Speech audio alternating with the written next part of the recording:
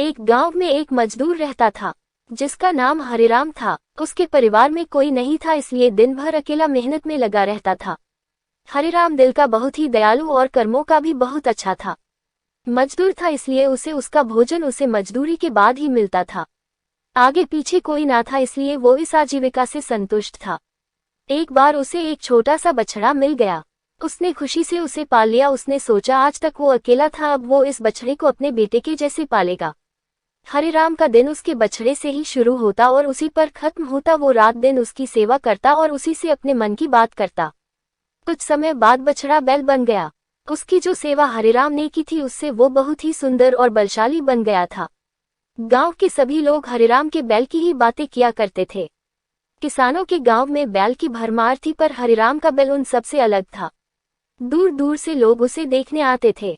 हर कोई हरिराम के बैल के बारे में बातें कर रहा था। हरिराम भी अपने बैल से एक बेटे की तरह ही प्यार करता था। भले खुद भूखा सो जाए लेकिन उसे हमेशा भरपेट खिलाता था। एक दिन हरिराम के स्वप्न में शिव का नंदी बैल आया। उसने उससे कहा कि हरिराम, तुम एक निस्वार्थ सेवक हो। तुमने खुद की तकलीफ को छोड़कर अपने बैल की सेवा की है, इसलिए मैं तुम्हारे बैल को बोलने की शक्ति दे रहा हूँ। इतना सुनते ही हरिराम जाग गया और अपने बैल के पास गया। उसने बैल को सहलाया और मुस्कुराया कि भला एक बैल बोल कैसे सकता है। तभी अचानक आवाज आई, बाबा, आपने मेरा ध्यान एक पुत्र की तरह रखा है। मैं आपका आभारी हूँ और आपके लिए कुछ करना चाहता हूँ। ये सुनकर हरिराम घबरा गया। उसने खुद को संभाला और तुरंत ही बैल को गले लगाया। उसी समय से वह अपने बैल को नंदी कहकर पुकारने लगा। दिन भर काम करके आता और नंदी से बातें करता। गरीबी की मार बहुत थी। नंदी को तो हरिराम भर पेट देता था लेकिन खुद भूखा सो जाता था। ये बात नंदी को अच्छी नहीं लगी। उसने हरिराम से कहा कि वो नगर के सेठ के पास जाए और शर्त रखे कि उसका बैल नंदी 100 गाड़ी खींच सकता है और शर्त के रूप में सेठ से 1000 मोहरे ले लेना। हरिराम ने कहा, नंदी, तू पागल हो गया है। भला कोई बैल इतना भार वहन कर भी सकता है।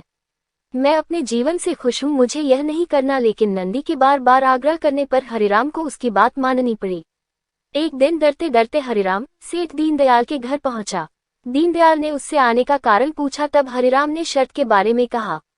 सेठ जोर जोर से हंसने लगा। बोला, हरिराम, बैल के साथ रहकर क्या तुम्हारी मति भी बैल जैसी हो गई है?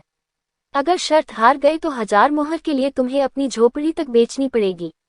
ये सुनकर हरिराम और अधिक डर गया, लेकिन मुंह से निकली बात पर मुकर भी नहीं सकता था। शर्त का दिन तय किया गया और सेठ दीनदयाल ने पूरे गांव में ढोल पिटवाकर इस प्रतियोगिता के बारे गांव वालों को खबर दी और सभी को यह अद्भुत नजारा देखने बुलाया। सभी खबर सुनने के बाद हरिराम का मजाक उड़ाने लगे और कहने लगे कि यह शर्त तो हरिराम ही हारेगा। ये सब सुनकर हरिराम को और अधिक डर लगने लगा और उसको नंदी से घृणा होने लगी। वो उसे कोसने लगा, बार बार उसे दोष देता और कहता कि कहाँ मैंने इस बैल को पाल लिया। मेरी अच्छी भली जिंदगी कट रही थी, इसके कारण सर की छत से भी जाऊंगा और लोगों की थू थू होगी वो अलग। अब हरिराम को नंदी बिल्कुल भी रास नहीं आ रहा था। वह दिन आ गया जिस दिन प्रतियोगिता होनी थी। 100 माल से भरी गाड़ियों के आगे नंदी को जोड़ा गया और गाड़ी पर खुद हरिराम बैठा। सभी गांव वाले यह नजारा देख हंस रहे थे और हरिराम को बुरा भला कह रहे थे। हरिराम ने नंदी से कहा, देख, तेरे कारण मुझे कितना सुनना पड़ रहा है। मैंने तुझे बेटे जैसे पाला था और तूने मुझे सड़क पर लाने का काम किया। हरिराम के ऐसे घृणित शब्दों के कारण नंदी को गुस्सा आ गया और उसने ठान ली कि वो एक कदम भी आगे नहीं बढ़ाएगा और इस तरह हरिराम शर्त हार गया। सभी ने उसका मजाक उड़ाया और उसे अपनी झोपड़ी सेठ को देनी पड़ी। अब हरिराम नंदी के साथ मंदिर के बाहर पड़ा हुआ था और नंदी के सामने रो रोकर उसे कोस रहा था। उसकी बातें सुन नंदी को सहा नहीं गया और उसने कहा, बाबा हरिराम, ये सब तुम्हारे कारण हुआ। ये सुन हरिराम चौंक गया। उसने गुस्से में पूछा कि क्या किया मैंने? तुमने भान खा रखी है क्या? तब नंदी ने कहा कि तुम्हारे प्रेम के बोल के कारण ही भगवान ने मुझे बोलने की शक्ति दी और मैंने तुम्हारे लिए ये सब करने की सोची, लेकिन तुम उल्टा मुझे ही कोसने लगे और मुझे बुरा भला कहने लगे। तब मैंने ठानी मैं तुम्हारे लिए कुछ नहीं करूंगा, लेकिन अब मैं तुमसे फिर से कहता हूँ कि मैं 100 गाड़ियां खींच सकता हूँ।